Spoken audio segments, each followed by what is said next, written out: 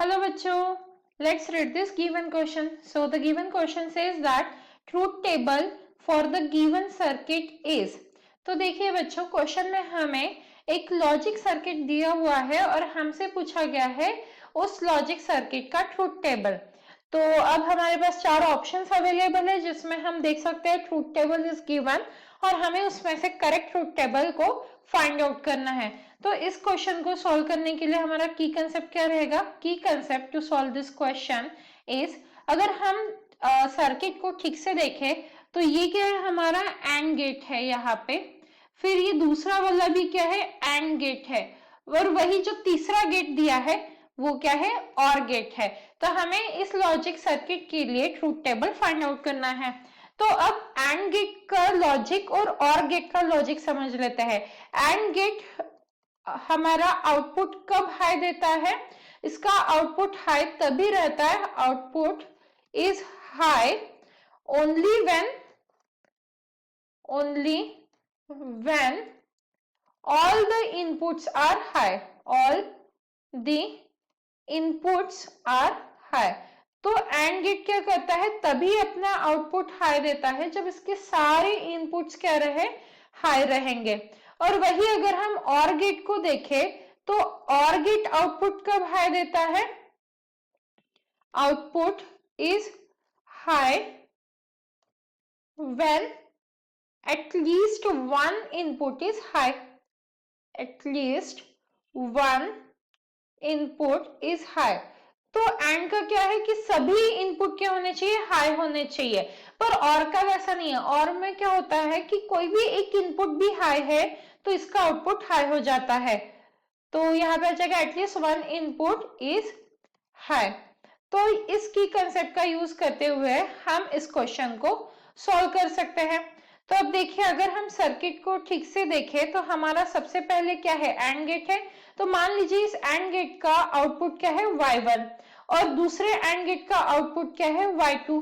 तो और गेट में क्या हो रहा है, y1 और y2 एज ए इनपुट करके जा रहा है।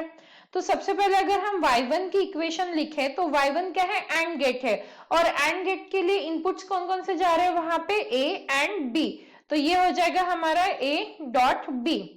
अब वही अगर हम y2 का एक्सप्रेशन लिखे तो y2 में क्या हो रहा है, y2 के एंड गेट में ये जो b है ये तो जा रहा है, पर a क्या हो रहा है, विद द इन्वर्टर। यहाँ पे आप देख सकते हो नॉट गेट लगा हुआ है, तो इसीलिए इसका एक्सप्रेशन क्या आ जाएगा, हमारा a बार डॉट b आ जाएगा। और इसके बाद जब और गेट है तो और गेट में क्या हो रहा है, यहाँ पे ई का जो ई मतलब आउटपुट, क्योंकि यहाँ पे इन्होंने ई यूज किया है तो हम भी ई यूज करेंगे। तो ई का जो आउटपुट है वो कैसे आ जाएगा, y1 प्लस y2 आ जाएगा हमारा, क्योंकि ये और गेट है तो यहाँ पे आता है प्लस, तो y1 प्लस y2 आ गया। मतलब अगर हम y1 और y2 की वैल्यूज को सब्स्टिट्यूट कर दे तो क्या आ जाएगा हमारा, यहाँ पे a b plus a bar and b। तो इस तरीके से हमें एक्सप्रेशन मिल गया है गिवन लॉजिक सर्किट के लिए। पर हमें फाइंड आउट क्या करना है, ट्रूथ टेबल।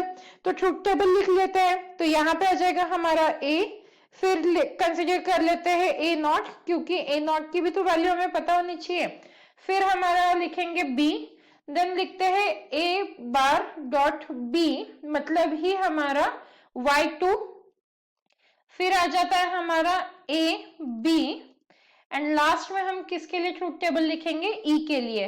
तो अब ट्रूथ टेबल लिखेंगे और हम अपने स्टैंडर्ड जो वे होता है इनपुट्स लिखने का, उसको हम यूज करेंगे यहाँ पे। तो अब देखिए यहाँ पे क्या आ जाएगा,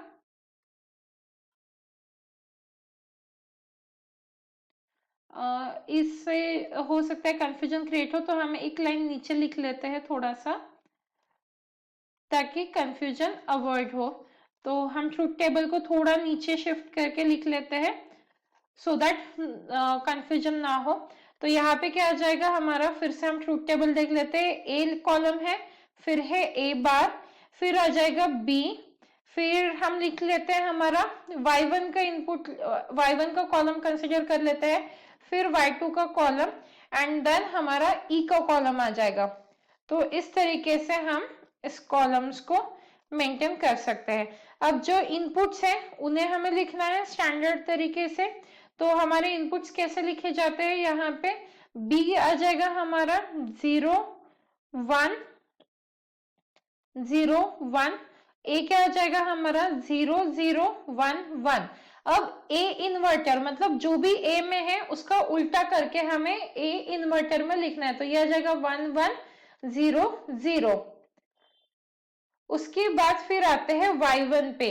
अब y1 की इक्वेशन क्या है, a डॉट b, मतलब हमें a कॉलम का देखना है और b कॉलम को देखना है। और ये क्या है, एंड गेट है। एंड गेट कब हाई सिग्नल देता है, जब उसके सारे इनपुट्स हाई हो।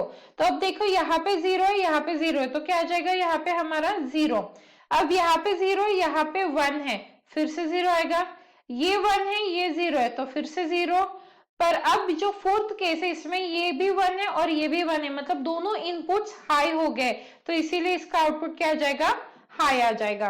अब हम y2 के लिए देखते हैं। तो y2 के लिए हमें कौन से दो कॉलम को देखना है, हमारा जो a बार है वो एंड b को देखना है। फिर से वही लॉजिक यूज करेंगे कि दोनों सिग्नल हमारे हाई होने चाहिए, तभी हमारा आउटपुट हाई आएगा। तो ये सिर्फ इस केस में हो रहा है कि दोनों हाई है, तो यहाँ पे आ जाएगा हाई, रेस्ट सभी के लिए क्या हो जाएगा, लो हो जाएगा। अब बात करते हैं ई की। ई में क्या है हमारा y1 प्लस y2, तो ये क्या है हमारा और है। और का क्या लॉजिक होता है कि कोई भी एक भी इनपुट अगर हाई है तो उसका आउटपुट हाई आ जाएगा। तो ये तो दोनों लो है, तो इसीलिए यहाँ पे 0, यहाँ पे ये एक हाई है तो यहाँ पे आ जाएगा 1, यहाँ पे फिर से दोनों 0 है तो ये भी 0 आ जाएगा, यहाँ पे ये हाई है तो यहाँ पे आ जाएगा 1। तो अब हमें जो गिवन ऑप्शंस है उसमें क्या दिया है, ए बी और ई कॉलम दिया हुआ है। तो अगर हम ए बी और ई कॉलम को देखें तो क्या आ रहा है हमारा ए बी और ई कॉलम।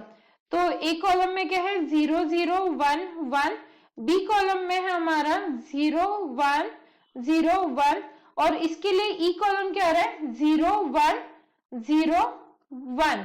तो इस तरीके का हमारा ट्रूथ टेबल फॉर्म हो गया है। अब देखते हैं हमारा कौन सा ऑप्शन मैच कर रहा है जिसमें ई कॉलम हमें शो कर रहा है 0 1 0 1। तो आप देख सकते हो यहाँ पे 1 0 1 0 है, तो ये तो रॉन्ग है।